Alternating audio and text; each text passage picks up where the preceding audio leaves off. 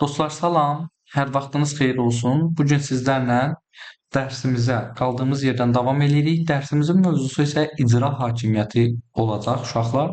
Bundan əvvəlki dərslərə də baxmaq üçün playlist hissəsinə daxil olun, oradan baxın.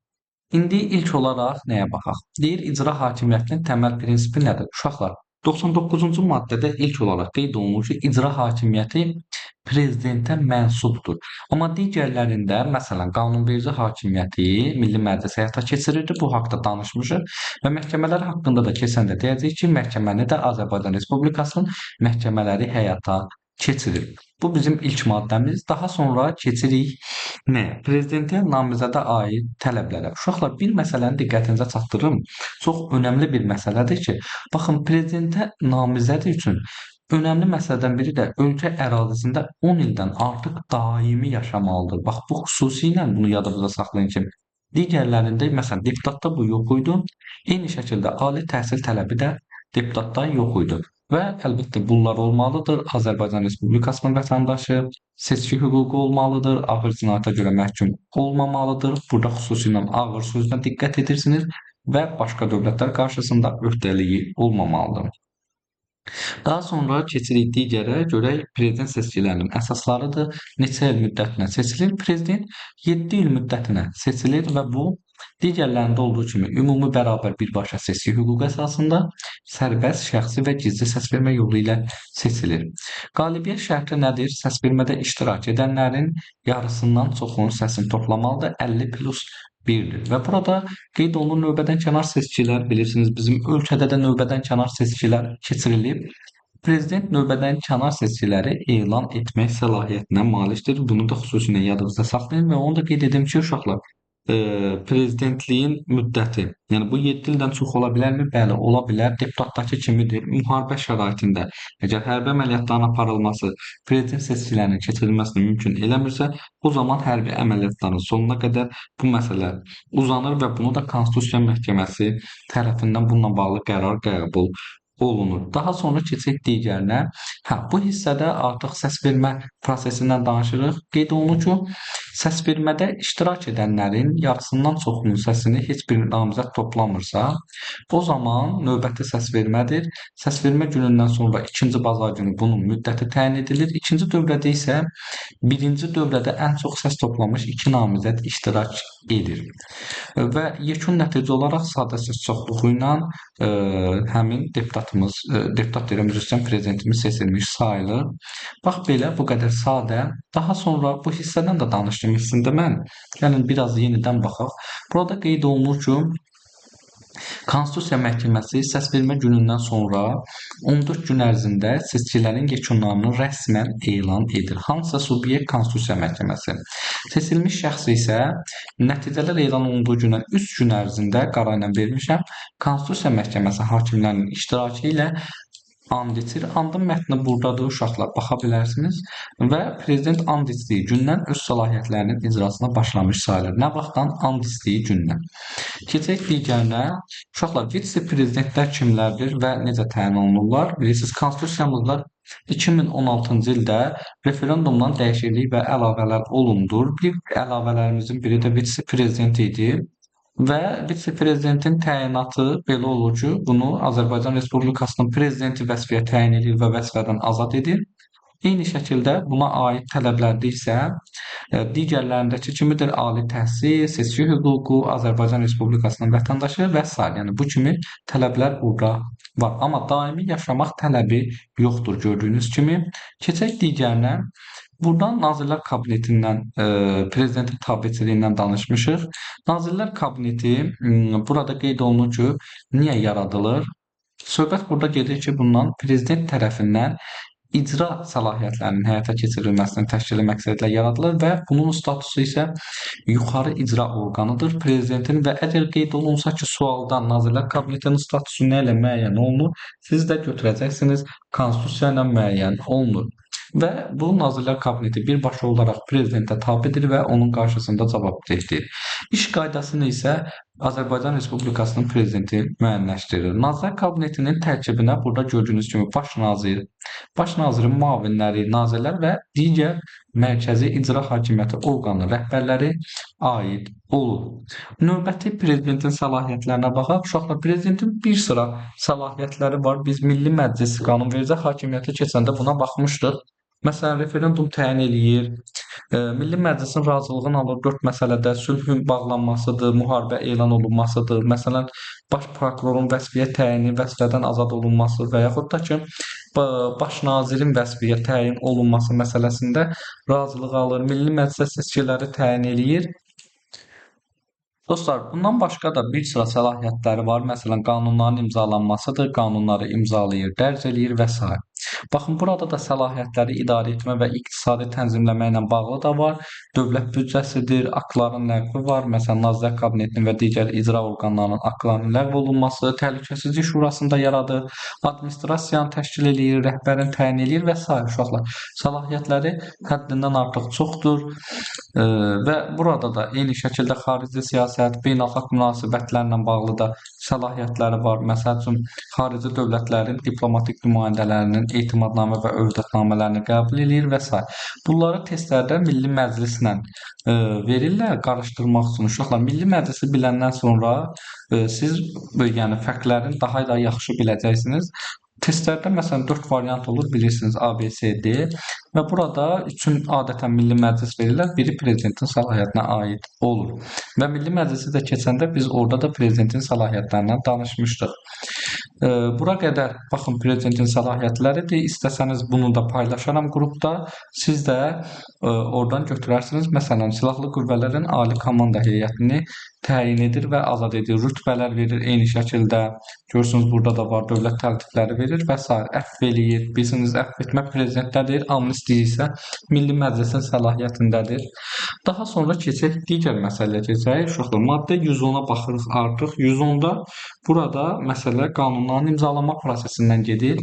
Milli Məclisdə qəbul edilən qanun prezidentə təqdim edilir. Bilirsiniz, 2 ay ərzində səsə qoyulurdu. Təcilidirsə 20 gün müddət təşkil eləyirdi və prezident bunu 56 gün ərzində imzalayır. İmzalanandan sonra qüvvəyə minir. Amma burada bu algoritmi gördüyünüz kimi algoritmdə nə var? Prezident imzalamaya da bilər, etirazı ola bilər və bu zaman Milli Məclisə geri qaytarılır. Milli Məclisdə təkrar səs vermə zamanı əgər 63 səslə qəbul edilmiş qanun 83 səs yığarsa, 83 səs yığmış qanun 95 yenidən yığarsa, o zaman prezidentə artıq imzalamana ehtiyac yoxdur, bu qüvvəyə minir. Bir məsələni də sizin diqqətinizə çatdırmaq istəyirəm ki, burada konstitusiya qanunları istisnamız var. Prezident tərəfindən imzalanmasa, qüvvəyə minmir. Konstitusiya qanunlarının haqqında da danışacağam. Bu sadəcə bir məsələni yadınızda saxlayın ki, 95 səs çoxluğu ilə qəbul olunur konstitusiya qanunları. Bax belə, daha sonra keçirik 111-112-yə. Uşaqlar, bir var hərbi və fövqəladə vəziyyət. Hərbi başqa, fövqəladə başqa. Hərbi vəziyyət budur ki, məsələn, xarici faktorları burada nəzərə alacağıq. Ərazinin işğalı, müharibə elan edilməsi, real silahlı hücum təhlükəsi, ərazinin blokadaya alınması və s. Və bunun əhatə dairəsi önəmli məsələdir ki, bütün ərazidə və ayrı-ayrı yerlərdə olur. Amma fövqəladə vəziyyət isə daha çox epidemiya, epizodiya, böyük ekoloji qəzalar, dövlətə qarşı qiyam və yaxud da ki, zorakılıqla müşahidə olunan kütləvi ixtişaşlar və s. Yəni, bu kimi məsələlər olarsa, fövqəladə vəziyyət elan olunur və burada bütün ərazidə deyir, ayrı-ayrı yerlərdədir. Bunun əhatə dairəsi və prezident fərman verir, 24 saat ərzində Milli Məclisə təqdim olunur. Daha sonra keçək digər slaydımıza. Burada baş nazirdən danışacağıq, görək hansı prosedurla təyin olunur. Baş nazirdə bir məsələ var ki, prezident vəzifəsinin icrasına başlayandan sonra bir ay ərzində baş nazirə namizədliyi Milli Məclisə təqdim edir. Bilirsiniz, baş nazirin vəzifəyə təyin olunması üçün Milli Məclisdən razılıq alınmalıdır və Milli Məclis müzakirə eləyir, bir həftə ərzində qərar qəbul eləməlidir. Nəticə olaraq bu algoritmimizdə də deyir ki, razılıq verirsə baş nazir təyin olunur. Amma əgər 3 dəfə baxın burada razılıq verməsə, prezident artıq Milli Məclisin razılığını almır və özü istədiyi şəxsi baş nazir təyin eləyir. Daha sonra keçək digərinə. Uşaqlar, Nazirlər Kabinetinin funksiyalarından da danışa bilərik. Mən bir məsələni diqqətinizə çatdırım ki, Nazirlər Kabineti məsələsində təmin edilmə sözü var. Yəni demək olar ki, əksərən təmin edir sözünü gördünüzsə, bilin ki, burada Nazirlər Kabinetidir. Gəlin baxaq.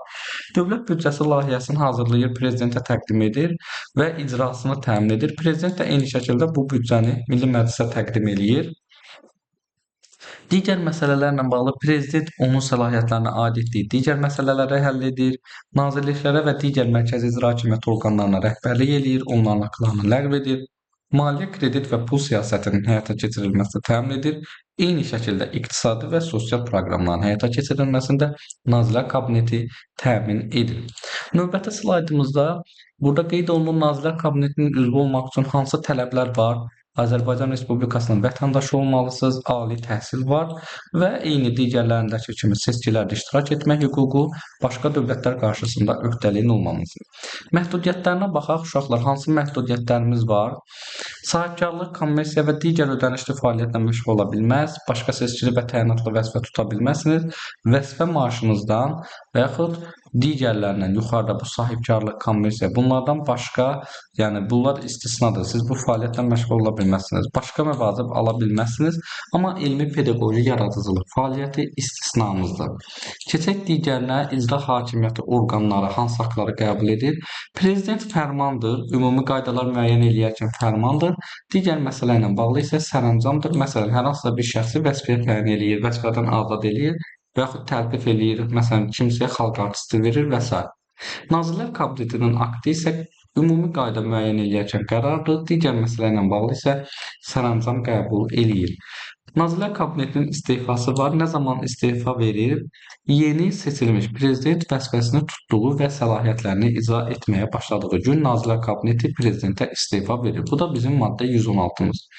Keçək digərinə. Toxunulmazlıq məsələlərinə baxaq. Uşaqlar, prezidentdə toxunulmazlıq hüququ var. Şərəf və ləyaqəti qanunla qorunur. Vitse-prezidentlə baş nazir isə bunların şəxsiyyəti səlahiyyət müddəti ərzində toxunulmazdır. Əsas məsələ də budur və bunların vəzifədən kənarlaşdırılması baş prokurorun təqdimatına əsasən prezident tərəfindən olur. Amma prezidentin vəzifədən kənarlaşdırılması isə baxın impeachment yolu ilə var, 95 səs çoxluğudur və daha sonra prezidentin vəzifədən kənarlaşdırılması var və prezident hansı hallarda burada deyil, vaxtından əvvəl vəzifədən gedə bilər. İstefadır. Burada göstərilir ki, istefa ərizəsini Konstitusiya Məhkəməsinə təqdim edir və Konstitusiya Məhkəməsi yoxlayır ki, prezident tərəfindən bu ərizə yazılıb yoxsa yox. Ondan sonra istefa barədə qərar qəbul eləyir. Səhhətinə görə də ola bilər. Məsələn, bununla bağlı Milli Məclis Konstitusiya Məhkəməsinə müraciət eləyir. Konstitusiya Məhkəməsi isə 6 hakim səsi ilə faktı təsdiq edirsə, prezident getmiş sayılır. Yəni toplamda Konstitusiya Məhkəməsinin 9 hakimi olur. Səs çoxluğu 6 olmalıdır və bir də impeachment qaydadadır. Burada da qeyd olunur 107-ci maddəyə baxın. Yəni 95 səs çoxluğu ilə olarsa prezident cinayət fərdidir. Onda da impeachment qaydada vəzifədən kənarlaşdırır. Görürsünüz 1, 2 və 3 halda vaxtından əvvəl getmiş sayılır. Prezident vəzifəsi boşaldıqda hakimiyyət kimə keçir? Məsələn, ilk olaraq birinci vitse-prezidentdir. Əgər bu da icra eləyə bilmirsə, vitse-prezident, prezidentin müəyyən etdiyi ardıcıllıqla, baş nazir, Milli Məclisin sədri, bu da yoxdursa, Milli Məclisin qərarı ilə təyin edilən digər vəzifəli şəxs hakimiyyəti həyata keçirir. Və bir də bir şeyi də diqqətinizə çatdırmaq istəyirəm ki, prezident vaxtından əvvəl vəzifədən gedirsə, 60 gün müddətində növbədən kənar seçkilər keçirilir. Bax belə. Sonra keçək digərə, prezidentin vəzifədən kənarlaşdırma prosesi impeachmentdən gedir. Mən bununla bağlı dedim artıq, 95 şəxs çoxluğudur. Baxın, burada deyir, prezident ağır cinayət törədir, belə bir ittiham var. Konstitusiya Məhkəməsi təşəbbüs göstərir. Sonra Ali Məhkəmənin rəyi olur 30 gün ərzində və Milli Məclisdə səs verməyə çıxarılır və 95 səs çoxluğu ilə qərar qəbul olunur. Əgər qərarı Konstitusiya Məhkəməsinin sədri bir həftə ərzində imzalamasa, onda qüvvəyə minmir. Və burada qeyd olunur ki, Konstitusiya Məhkəməsinin müraciət etdiyi gündən bu proses 2 ay ərzində tamamlanmalıdır. Əks halda bu ittiham rədd edilmiş sayılır. Gördüyünüz kimi bu şəkildə oxlarla yadınızda saxlaya bilərsiniz. Prezident və birinci vitse-prezidentin təminatı necə həyata keçirilir? Prezident və onun ailəsi dövlət hesabına təmin edilir və təhlükəsizlik işlərini də xüsusi mühafizə xidmətləri təmin edir. Eyni şəkildə birinci vitse-prezidentə də bu aiddir və onu da sizə deyim ki, əvvəllər prezident seçilmiş şəxsin təminat qaydaları isə Konstitusiya qanunu ilə müəyyən edilir. Növbəti icra hakimiyyətindən danışaq və bu bizim sonuncudur. İcra hakimiyyətin, yəni prezident icra başçılarını vəzifəyə təyin eləyir, vəzifədən azad edir.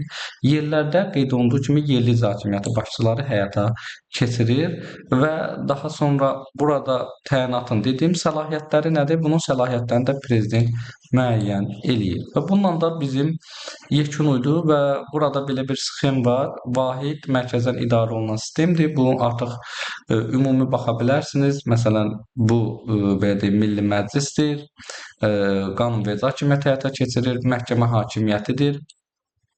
Görürsüz, burada bunların qarşılıqlı işləmə məsələsi var, onu əks etdirir. Eyni şəkildə burada Nazirlər Kabineti prezidentin yuxarı icra orqanı və yerlərdə icra hakimiyyətləri. Bax belə, burada başqa əslində bir şey qalmadı mən bilən deyəcəyim. Əgər qalıbsa da onu şərh hissəsinə yazın uşaqlar. İzlədiyiniz üçün hər birinizə təşəkkür edirəm. Sağ olun.